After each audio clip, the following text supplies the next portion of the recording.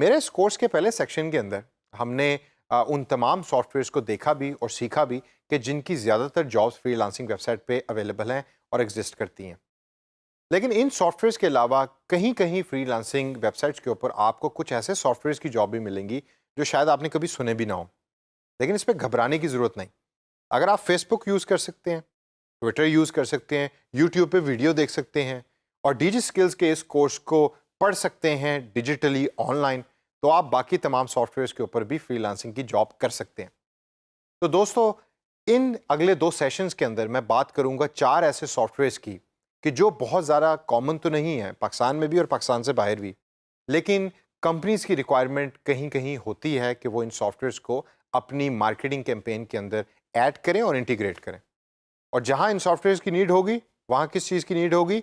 एक अच्छे digital marketing freelancer की, जो बेसिकली आप हैं। तो आइए नज़र डालते हैं इसी तरह के कुछ सॉफ्टवेयर्स के ऊपर। सबसे पहले मैं 2 सॉफ्टवेयर्स की बात करूंगा इस पर्टिकुलर सेशन में। पहले सॉफ्टवेयर का नाम है पिंटरेस्ट और दूसरे सॉफ्टवेयर का नाम है येल्प। आइए सबसे पहले नज़र डालते हैं कि पिंटरेस्ट है क्या। बड़ा अजीब सा नाम है, शायद आपने कभी सुना भी ना हो। Pinterest actually is a digital pin board that allows you to upload media as pins. Exactly जो नाम है वही प्लेटफॉर्म है। पिन और इंटरेस्ट, आप अपनी इंटरेस्ट रिलेटेड पिन्स को अपलोड करते हैं सोशल मीडिया प्लेटफॉर्म पे एक सॉफ्टवेयर के ऊपर। अब लोग इसको यूज़ करते हैं। मुझे गाड़ियों में इंटरेस्ट है तो मैं गाड़ियाँ रिलेटेड पिन्स, पोस्ट को पिंटरेस्ट पिन्स कहता है बाय द वे। जिस तरह ट्विटर ट्वीट कहता है एक पोस्ट को, इसी तरीके से पिंटरेस्ट इनको पिन्स कहता है। तो आप पिन्स पोस्ट करते हैं इस पर्टिकुलर सॉफ्टवेयर पे। से आगे चल के देखें तो पिंटरेस्ट पे होता क्या क्या है। सबसे पहले देयर आर मल्टीपल बोर्ड्स, यानी कि आप एज ए यूज़र अपनी, अगर आपके एक से ज़्यादा इंटरेस्ट है तो आप डिफरेंट पिन्स या डिफरेंट बोर्ड्स क्रिएट कर सकते हैं। अच्छा, एक चीज़ जो आपने जहन में रखनी है, बोर्ड और पिन में क्या फ़र्क है। आपको अगर कभी कभार आप किसी स्कूल में पढ़े हों तो प्रिंसिपल के कमरे में अगर आपकी शिकायत गई और आपको प्रिंसिपल कमरे में बुलाया गया, तो आप वहाँ जाके देखें तो एक हरे कलर का बोर्ड लगा होता है प्रिंसिपल के कमरे के अंदर। उस बोर्ड के ऊपर क्या होता है?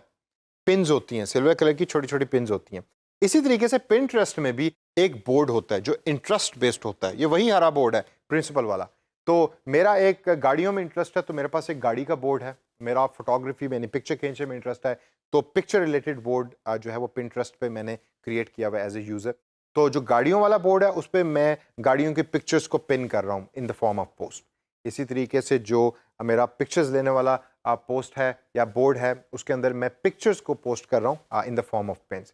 अब इसे अगर हम आगे चल के देखें तो मल्टीपल बोर्ड्स के अलावा एज ए यूज़र आप और क्या चीज़ कर सकते हैं। एज ए यूज़र आप कर सकते हैं कि यू कैन अपलोड पिन्स, जिस तरह मैंने अभी पहले बात की, और you board is topic specific. Boards बनाने के साथ साथ, जिससे मैंने पहले भी अर्ज किया कि you can actually add pins on to it, you can upload pictures या pins in the form of pictures. उसके बाद आप बोर्ड जो है वो टॉपिक स्पेसिफिक बनाते हैं, टॉपिक रिलेटेड बनाते हैं। चौथे नंबर के ऊपर you can save other pins. मुझे किसी और की गाड़ी की पिक्चर बड़ी पसंद आई तो I can actually save that pin. आपको ये वही पोस्ट की तरह, फेसबुक की तरह होता है, लेकिन चूंकि पिन्स होती हैं तो I can save the pins, I can share the pins अगर मुझे किसी और की पोस्टेड पिन पसंद है। और last but not the least, I can like, I can comment on the pins जो दूसरे लोगों ने पोस्ट की है। तो अब ये तो वो चीज़ें होंगी जो पिंटरेस्ट के ऊपर एक यूज़र कर रहा है।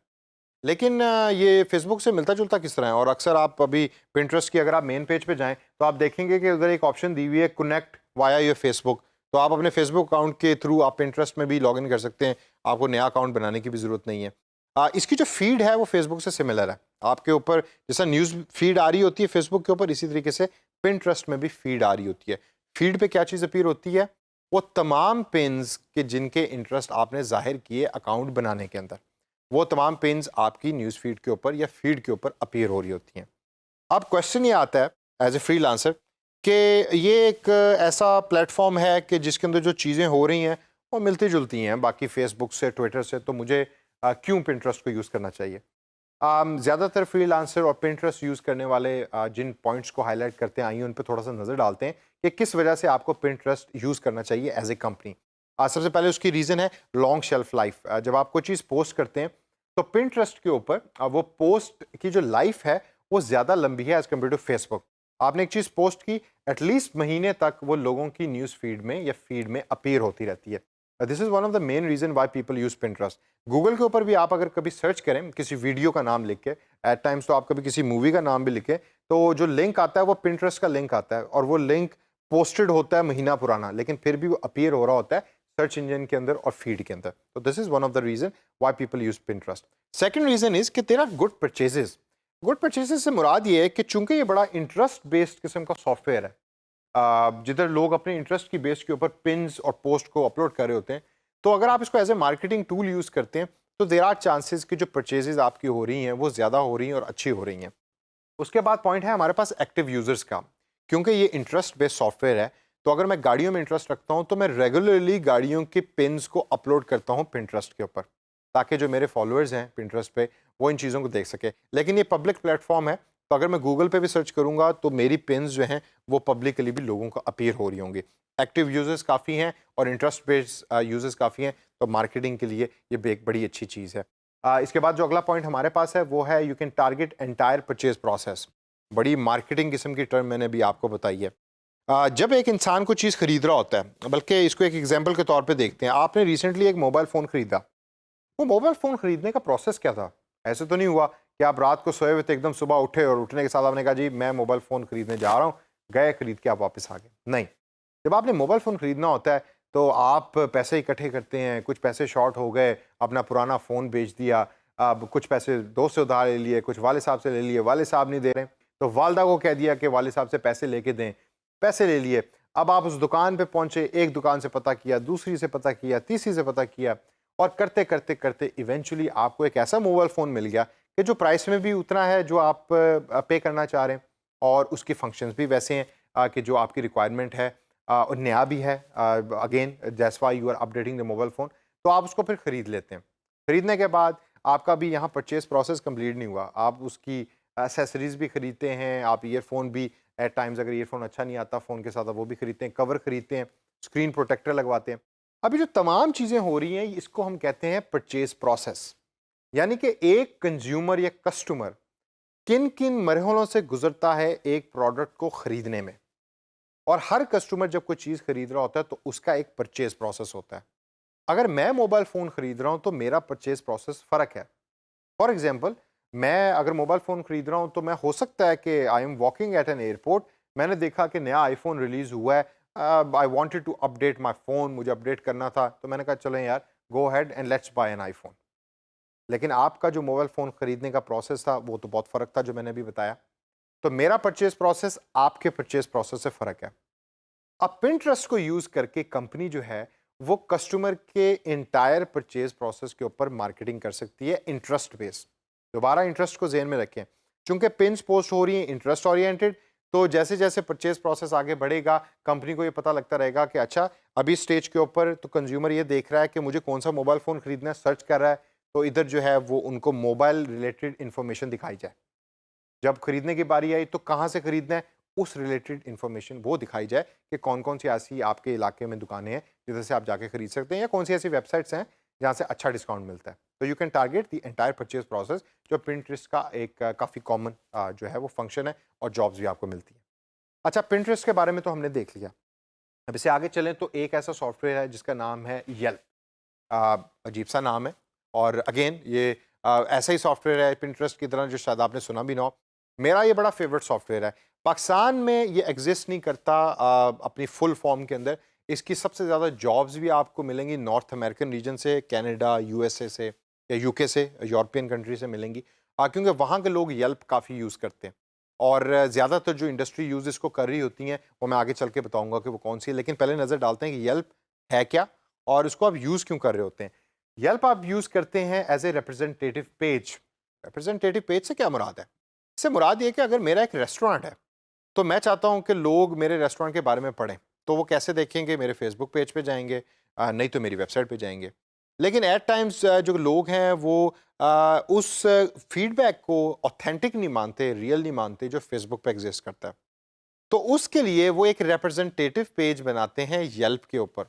Yelp is actually A middle man, कि जो रिप्रेजेंटेटिव होता है आपके रेस्टोरेंट का। तो मैं येल्प के ऊपर जाता हूँ, अपना पेज बनाता हूँ और येल्प मेरी रेस्टोरेंट के बारे में यूज़र को या आने वाले लोगों को बता रहा होता है कि मेरा रेस्टोरेंट कैसा है। आगे चल के मैं आपको वो दिखाऊंगा भी। इसके अलावा जो दूसरा फंक्शन है येल्प का, वो है कि यूज़र रेटिंग और रिव्यूज़ की बेस के ऊपर येल्प की जो एक्सेप्टेबिलिटी है दुनिया के अंदर वो बढ़ती जा रही है। यूज़र रिव्यूज़ हो रहे होते हैं, रेटिंग्स हो रही होती हैं और लोग इसको बड़ा क्रेडिबल मानते हैं, ऑथेंटिक मानते हैं। तो होटल इंडस्ट्री में, रेस्टोरेंट इंडस्ट्री में ये चीज़ें बड़ी मैटर कर रही होती हैं, जिसकी वजह से येल्प उनके लिए लाइफ़लाइन है।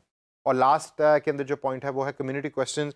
येल्प को यूज़ करके जो यूज़र्स हैं वो डायरेक्टली कंपनी से पूछ सकते हैं सवालात और कंपनी उनके डायरेक्ट जवाब दे रही होती है। आपस में भी इंटरेक्शन कर रहे होते हैं। कम्युनिटी है ना, ग्रुप है, तो वो आपस में भी इंटरेक्शन कर रही होती है किसी पर्टिकुलर रेस्टोरेंट, होटल या और लोकल बिजनेसेस के बारे के अंदर।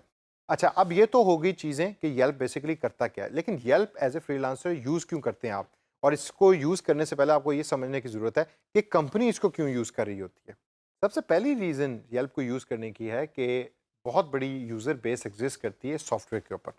पाकिस्तान में हमारे पास ये सॉफ्टवेयर नहीं, लेकिन नॉर्थ अमेरिका में बहुत सारी दुनिया येल्प एग्जिस्ट करती है, येल्प को पढ़ती है, येल्प के रिव्यूज़ को पढ़ती है। तो कंपनी के लिए एक येल्प अकाउंट या येल्प प्रोफाइल होना जो प्रॉपर्ली मैनेजर है वो बहुत ज़रूरी है। वहाँ फ्रीलांसर का काम आएगा।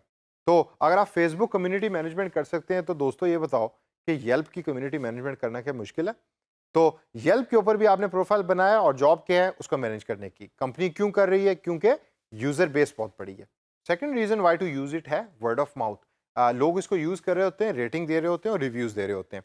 अब मैं एक यूज़र हूँ, मैं एक रेस्टोरेंट में गया, मुझे खाना पसंद नहीं आया, मैं आया, मैंने येल्प के ऊपर रिव्यू लिख दिया कि रेस्टोरेंट का खाना अच्छा नहीं था, ठंडा था, वेटर अच्छे नहीं थे। अब अगला जो पॉसिबल कस्टमर है वो येल्प के ऊपर जाके रिव्यू पढ़ता है, उसकी बेस के ऊपर डिसीजन मेकिंग करता है कि क्या मैंने उस रेस्टोरेंट में खाना खाना है। तो अगर आपके रिव्यूज़ अच्छे नहीं हैं तो आपकी कस्टमर बेस जो है वो हर्ट होगी। तो जिसकी वजह से कंपनीज़ यूज़ करती हैं येल्प को, कोशिश करती हैं अच्छे रिव्यूज़ उसके ऊपर आएँ ताकि आने वाले कस्टमर्स हमारी कंपनी में आएँ और आके हमारी सर्विसेज़ को यूज़ करें। तो वहाँ फ्रीलांसर की क्या जॉब होगी? फ्रीलांसर की जॉब ये होगी कि आप रिव्यूज़ को मैनेज करें, लोगों के रिव्यूज़ को देखें और कोशिश ये रखें कि जो स्टार रेटिंग है येल्प के ऊपर वो अच्छी आ रही हो बिज़नेस की।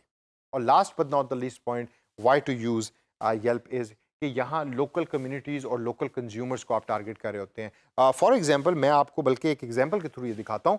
आप येल्प पे गए हैं और येल्प पे आपने ऊपर जो सर्च बार आ रही है उसके अंदर टाइप किया कि लॉस एंजलिस के एरिया में रेस्टोरेंट्स मुझे दिखाएं। अब अगर आप लॉस एंजलिस में रहते हैं और आप रेस्टोरेंट्स को देखना चाहते हैं तो you will use Yelp. Local community है, लोकल कंज्यूमर है, तो वहाँ का जो लोकल रेस्टोरेंट है वो उस चीज़ को जहन के अंदर रख के अपने येल्प के अकाउंट को यूज़ कर सकता है और पॉसिबल कस्टमर्स को टारगेट कर सकता है। तो आप पाकिस्तान में बैठे फ्रीलांसर हैं जो लॉस एंजलिस के अंदर बैठी हुई एक रेस्टोरेंट ओनर के लिए काम कर रहे हैं और रेस्टोरेंट ओनर आपको कह रहा है कि भाई हमारा येल्प का अकाउंट मैनेज कर दो ताकि हमारे पास ज़्यादा से ज़्यादा कस्टमर रिसीव हो। तो दोस्तों पिंटरेस्ट और येल्प ये दो ऐसे सॉफ्टवेयर हैं कि जिनकी जॉब्स बड़ी आसान है और बड़ी इंटरेस्टिंग भी हैं। अगर आपके पास ऐसी कोई जॉब्स आती हैं घबराने की ज़रूरत नहीं, प्रैक्टिस कीजिए और प्रैक्टिस करके आप हर चीज़ लर्न कर सकते हैं ऑन योर ओन।